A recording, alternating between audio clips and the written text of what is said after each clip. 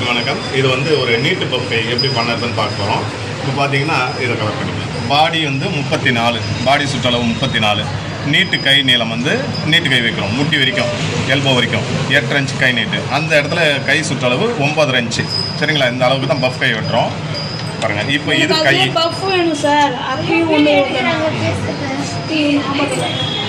பாருங்கள். ஃபஸ்ட்டு ஒரு கீழ் கோடு ஒன்று போட்டுக்கலாம். இது வெட்டுற கோடு.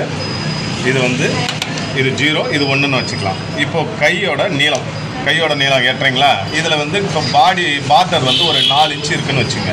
அந்த 4 கழிச்சிட்டிங்கன்னா மீதி பாருங்கள். இது கணக்கு போடுவோம். ஏற்ற பார்டர் வந்து 4 இன்ச்சு கழிக்கிறீங்க, மீதி 4.5. சரிங்களா? அந்த மீதி 4.5 கூட ஒரு 6 இன்ச்சு தைய வரிசைக்காக சேர்த்துக்குவோம். 5 இன்ச்சு வச்சுட்டிங்க. இது இறக்கம். இது வந்து 2ஆம் நம்பர். இது 0 கோடு, இது 1ஆம் நம்பர் கோடு, இது 2ஆம் நம்பர் கோடு. 2ஆம் நம்பர் கோடுக்கும் ஒரு கோடு ஒன்று போட்டுக்கலாம். இப்போ இது கை வளைவுக்கு போடுவோம். ஏற்கனவே கையை டிராயிங் பண்ணவங்களுக்குலாம் தெரியும். 2 to 3 எவ்வளோ வைக்கணும்னா, பாடி சுற்றளவில் 34 இருக்குது இல்லைங்களா? 34ல் 8ல் ஒரு பாகம். 34 8 4 வரும். 8ல் ஒரு பாகம், அதாவது 34ல் 8ல் ஒரு பாகம் 4 அதில் 1 இன்ச்சு கழித்து 3 வைக்க சொல்லியிருப்பேன். சரிங்களா? அந்த 3 வச்சுங்க. 3 ரொம்ப இறக்கமாக தெரியுது. நம்ம ஒரு 3 இன்ச்சு மட்டும் வச்சுக்குவோம். வச்சு இதுக்கு ஒரு நேர்கோடு. இது பார்த்திங்கன்னா 3ஆம் நம்பர். அடுத்து 3 to 4. 3 to 4 என்ன பண்ணுவோம்னா, பாடி சுற்றளவில் 4ல் ஒரு பாகம், 14 17 8 4ல் ஒரு பாகத்தில் 2 இன்ச்சு கழிச்சு 6 இன்ச்சு வைக்க சொல்லியிருப்பேன். இது நார்மல் கைக்கான அளவு. ஆனால் நம்ம பஃப் கைன்னும் போது இந்த அளவுகளையே விட்டுருங்க. 8 இன்ச்சு இருக்குது இல்லைங்களா? 8 கூட ப்ளஸ் 2 3 4 எது ஒன்றாலும் சேர்த்துக்கலாம். நம்ம ஒரு 3 இன்ச்சு சேர்த்துக்குவோம். 8 கூட 3 சேர்த்திங்கன்னா 11.5 ஒரு மார்க் பண்ணிக்கோங்க. இது இப்போ 4ஆம் நம்பர். அதுக்கு பிறகு ஒரு 1.5 இன்ச்சு எக்ஸ்ட்ரா போட்டுங்க. இது 4A. அடுத்ததாக இந்த 4A மொத்தமாக எவ்வளோ இருக்குது பாருங்கள். 13 இருக்கா? அதில் 6 இன்ச்சு குறைச்சிக்குங்க. 12.5. இது பார்த்திங்கன்னா 5A. இப்போது 2ஐயும் 4Aவையும் இணைங்க. 4A 5A இணைங்க. இப்போது ஒரு வளைவு கோடு.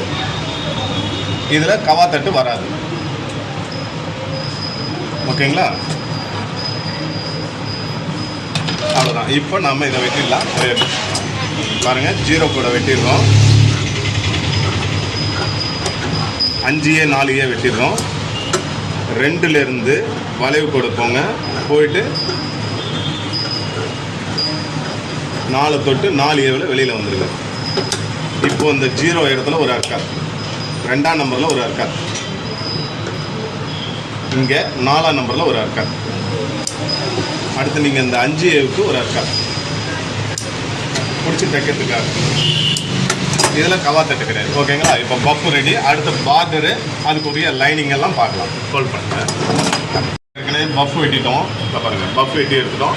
இப்போ சேலை துணியில் பார்டரை வெட்ட போகிறோம். இது வந்து சேலை துணியோட பார்டரை கட் பண்ணிங்க. இதை பாதியாக மடிச்சுக்கலாம். இது பார்டர் பகுதி. சரிங்களா? பாதியாக மடிச்சிட்டோம். இப்போ பார்டரில் இந்த பக்கம் கரை இருக்கும். பார்டர் வந்து ஒரு 4 இன்ச்சு இருக்கிறத வச்சுக்குவோம். தைய வரிசைக்காக ஒரு அரை இன்ச்சு சேர்த்துக்கலாம். 4.5 ஒரு மார்க்கு. அதே 4.5 ஒரு மார்க்கு. இது வந்து என்னென்னா, இப்போ கை இப்படி இருக்கும். இங்கே கீழே முன்கை அந்த பட்டை இருக்குது பாருங்கள். பார்டர் மட்டும் வரும். அதுக்கு சுருக்கலாம் வராது. இப்போ இவங்களுக்கு முன்கை சுற்றளவு பாருங்கள். 8 இன்ச்சு கை நீட்டா? 8 இன்ச்சு கை நீட்டில் முன்கை சுற்றளவு 9.5. அதில் பாதி 4.25 மார்க் பண்ணுங்கள். பாருங்கள், இதுலேயும் ஒரு கோடு ஒன்று போட்டுக்கலாம். இது வெட்டுற கோடாக வச்சுக்குவோம். இது வந்து பிடிச்சி தைக்கிறதுக்கான கோடு. இப்போது பார்டரோட அகலத்துக்கு என்ன அளவு இருக்கோ 4.5 இன்ச்சு வச்சுக்கலாம். அதே 4.5 இங்கேயும் வச்சுக்கிறோம். இதில் ஒரு கோடு ஒன்று போட்டுக்கலாம். பாருங்கள், முன்கை சுற்றளவு 4.25, 1.5 இன்ச்சு எக்ஸ்ட்ரா பண்ணிட்டீங்க.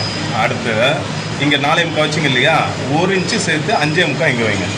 எல்லா பாடிக்குமே இதுதான் கணக்கு. நீட்டு பஃப்காயாக இருந்தால் எல்லா பாடிக்குமே இந்த பஃப், அதாவது பஃப் மேலே வெட்டிடுவீங்க. பார்டரை வெட்டும்போது முன்கை சுற்றளவு என்னவோ அதுக்கு இந்த பகுதியில் 1 இன்ச்சு கூட வைங்க. முன்கை சுற்றளவு இது வந்து எவ்வளோ? 4.25 வச்சுங்க. இங்கே 5.25 வைக்கிறீங்க. எப்பவும் போல் 1.5 இன்ச்சு எக்ஸ்ட்ரா. இப்போது இதுக்கு ஒரு கிராஸ் கோடு, இதுக்கு ஒரு கிராஸ் கோடு. பார்டராக இருந்தால் நம்ம அந்த ஓரத்தை வெட்ட போகிறதில்ல. இது உங்களுக்கு அடையாளம் தெரியணுன்றதுக்காக வெட்டுறேன். இப்போ 1.5 இன்ச் கோட்டில் வெட்டிடுறோம். அதாவது இந்த பார்டர் சேலை துணியில் இருக்கும், அந்த பார்டர் மட்டும் தனியாக வெட்டி எடுத்துருக்கேன். இது மாதிரிக்காக காமிக்கிறேன், அதனால் நான் சிங்கிள் தான் போட்டிருக்கேன். நீங்கள் சேலை துணியில்னும் போது டபுளாக வரணும். இது ஒன்று வெட்டிக்கிட்டோம். இப்போ பார்த்தீங்கன்னா லைனிங்கும் இதே அளவுக்கு வெட்டிடுறீங்க. இது லைனிங் துணியாக வச்சு பாருங்கள். இது சேலையில் உள்ள பார்டர் துணி.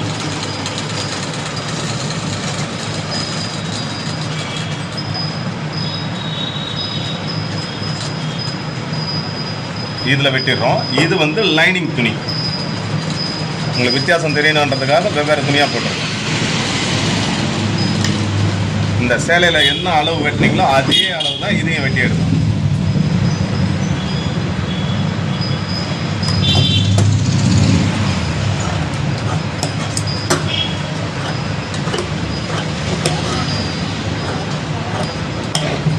அதே அளவு வெட்டிட்டோம்.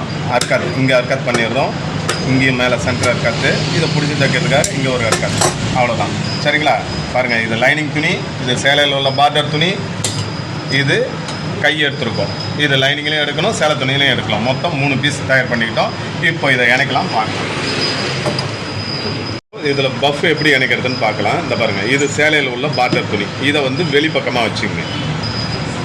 பாருங்கள், இது கீழ்ப்பகுதி, கையோட கீழ்ப்பகுதி. இது அகலம் குறுகலாக இருக்கா? இது கையோட கீழ்ப்பகுதி. இது பாருங்கள், அகலம் குறுகலாக இருக்கிறது கையோட கீழ்ப்பகுதி. இது கையோட மேல் பகுதி. இதில் தான் நம்ம சுருக்கத்தை இணைக்க போகிறோம். இப்போ பார்டரோட இது மேல் பகுதியாக வச்சுக்கலாம். பேனா எடுங்களேன், அந்த பேனா. இது பார்டரோட மேல் பகுதி.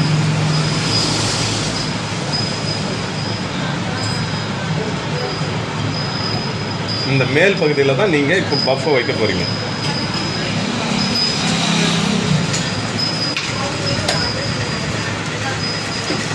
நல்லா பெரிய மெதேட பிடிங்க. ஒரு இது வந்து சுருக்கத்துக்கு தகுந்தாப்புல ஒரு அந்த அர்க்காத்துக்கு 2.5 இன்ச்சோ அல்லது 2.25 முன்னாடியே நிறுத்திக்கலாம். பாருங்கள், இதோட சென்டர் அர்க்காத்து இதில் வந்து பொருந்தணும். சுருக்கத்தை வைக்கும்போது நம்மளை பார்த்த மாதிரி சுருக்கத்தை எடுத்து வைங்க. பாருங்கள், இப்போ நான் இது உள்ளார இந்த கட்டை விரல் தான் நீங்கள் யூஸ் பண்ணணும். இப்படி எடுத்து வைக்கணும். இப்படி எடுத்து வைக்கும்போது உள்ளார எந்த அளவு சுருக்கம் போகுதோ அதே அளவு தான் எல்லா இடத்துலையுமே போகணும். இந்த டிஸ்டன்ஸு ஒரே அளவு மெயின்டைன் பண்ணுங்க.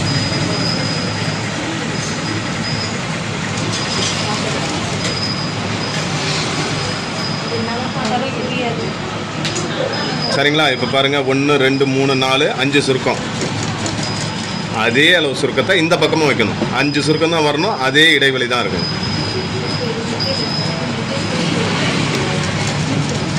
1 2 3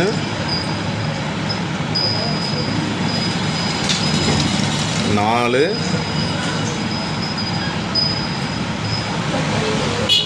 பாருங்க, 5 சுருக்கம் வச்சுட்டோம்.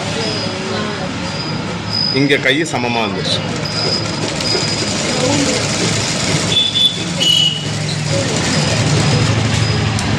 இதையே நீங்கள் இன்னொரு டைப்லையும் தைக்கலாம். நான் எப்படி மாடல் சொல்லியிருப்பேன்னா, இதுலேருந்து தைச்சிக்கிட்டு வாங்க. இந்த அர்க்காத்துக்கு 2.5 இன்ச்சு முன்னாடி நிறுத்திங்க.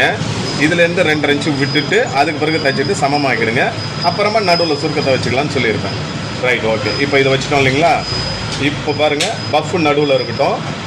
இப்போ லைனிங் துணி எடுத்துக்கிறோம். லைனிங் துணியோட மேல் பகுதியை வந்து ஜாயின் பண்ணுறோம். பாருங்கள், பார்டர் கீழே இருக்குது, பஃப் கை நடுவில் இருக்குது, லைனிங் மேலே இருக்குது. கையோட இந்த லைனிங்கோட கீழ்ப்பகுதி இங்கே இருக்குது, மேல் பகுதி இதில் தான் ஜாயின் பண்ணுறோம்.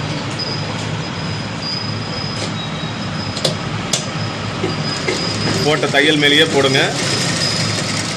சுருக்கத்தை எதுவும் பிடிச்சிடக்கூடாது. பாருங்கள், அர்க்காது கரெக்டாக வந்து உட்காந்துருக்கா?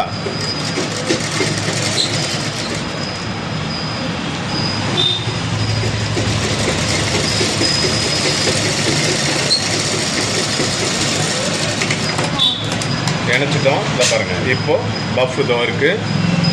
இது லைனிங் துணி. இது கையோட உள்பகுதியாக கற்பனை பண்ணிக்குவோம். பாருங்கள், பார்டர் மேலே இருக்குது. ரைட்டு. இப்போ இந்த கீழ்ப்பகுதி என்ன பண்ணலாம்? இப்போ பாருங்கள், எப்படி முதல்ல எப்படி தைச்சிங்க, எப்படி வச்சு தைச்சிங்க இல்லையா? அப்படியே கையெல்லாம் உள்ளார சுருக்குங்க. இந்த கையெல்லாம் உள்ளார சுருக்கிட்டு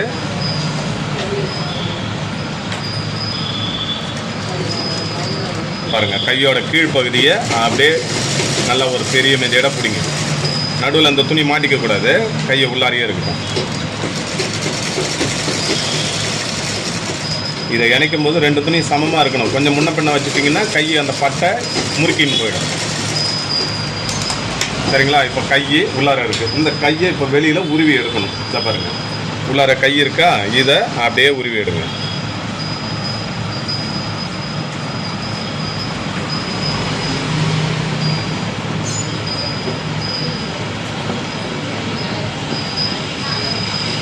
பார்த்தீங்களா? பிசுறு எல்லாமே உள்ளார போயிடுச்சு. கிட்டத்தட்ட கல்லியை பிசுறு தெரியாமல் ஜாயின் பண்ணுவோமே, அதே மெத்தட் தான். ஷோல்டரில் பிசுறு தெரியாமல் ஜாயின் பண்ணுவோம், அதே மெத்தட் தான். இப்போ பாருங்கள், நீங்கள் என்ன பண்ணணும், இதில் முதல்ல இந்த லைனிங் உங்கள் பார்வையில் இருக்கிற மாதிரி வச்சுக்கிட்டு பாருங்கள், லேசாக பார்டர் துணி, இதானே சேலையோட பார்டர் துணின்னு சொல்லியிருக்கேன். சரிங்களா? இது லேசாக உங்கள் பார்வைக்கு தெரிகிற மாதிரி வச்சு கடிக்க தையல் போடுங்க. பாருங்கள், ஊசியிட உங்கள் பார்வைக்கு தெரியணும்.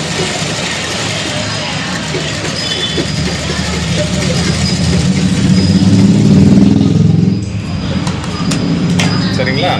இப்போ இந்த பக்கத்தை திருப்பி சேலையோட மேல் துணி தெரிகிற மாதிரி வச்சுங்க. அதாவது பார்டர் துணி பார்வைக்கு தெரிகிற மாதிரி வச்சு பாருங்கள், கையையும் பார்டரையும் இழுத்து பிடிச்சி ஒரு தையல் போடுங்க.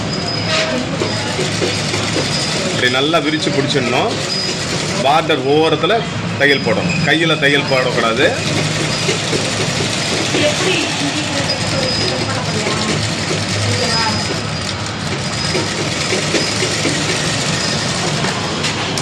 பாருங்கள், அவ்வளோதான். நீட்டு பஃப் கை ரெடி. இந்த பார்டரோட அகலன்றதை எவ்வளோ வேணும்னாலும் வச்சுக்கலாம். 1 இன்ச்சு வைக்கலாம், 1.5 வைக்கலாம், 2 வைக்கலாம், 4, 5, 6 எவ்வளோ வேணாலும் வைக்கலாம். சுருக்கத்தையும் அதே மாதிரியே எவ்வளோ வேணாலும் நீட்டு வச்சுக்கலாம். பாருங்கள், இப்போ பார்டர் துணி மேலே தெரியுது. பாருங்கள், லைனிங் இப்படி மேலே தெரியுது. இப்போ பாடியில் நீங்கள் இணைக்கும் போது பாடியோட 7ம் கையோட 4ம் ஒன்றா பொருந்துட்டோம். சென்டராக இருக்கிறது வரும்போது இந்த சுருக்கத்தெல்லாம் வச்சுட்டு வந்துடுங்க. அடுத்து இந்த பக்கம் வரும்போது பாடியோட 7ம் கையோட 4ம் ஒன்றா பொருந்தணும். அவ்வளோதான், நீட்டு பஃப் கை ரெடி. சரிங்களா? நன்றி, வணக்கம்.